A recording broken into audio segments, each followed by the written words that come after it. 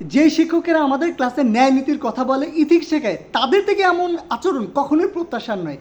তারা এখন পর্যন্ত আমাদের এতগুলো শিক্ষার্থী আহত, রক্তপাত ঘটেছে, তাদের কোনো খোঁজ খবর তো নেয়নি। তারা এই ভিসিকে ফুলেল শুভেচ্ছা জানাচ্ছে হাসি মুখে।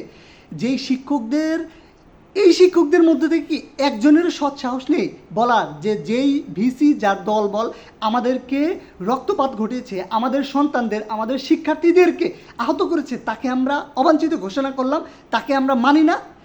আর কত অনেক শিক্ষক রয়েছে যাদের চাকরির বয়স 10-15 বছর পূর্বেই শেষ, এখন পর্যন্ত চাকরি করছে না। আপনাদেরও চাকরির ভয়, এতটুকু সৎ সাহস নেই? আপনাদের কাছ থেকে আমরা কী শিখবো? জাতি কী শিখবে? এইটা আপনাদের কাছ থেকে কখনো প্রত্যাশা নয়। আপনারা শিক্ষক সমাজের মানে লজ্জাশীলতা একদম নিম্ন পর্যায়ে নিয়ে এসেছেন। আর ভিসির ব্যাপারে কি বলবো, যেই ভিসি সন্ত্রাসীর মতো কার্যক্রম আমাদের শিক্ষার্থীদেরকে আহত করেছে তাদের সমর্থন করে এবং আমাদের অবাঞ্ছিত ঘোষণা হওয়ার পরেও লাজ লজ্জা শরম সব কিছু মাথায় ফেলে রেখে আবার কিভাবে এই ক্যাম্পাসে আসে।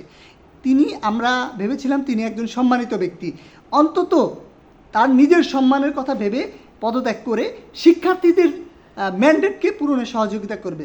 তার যে বর্বরচিত কাহিনী, এইটি জাতির কাছে লজ্জাজনক।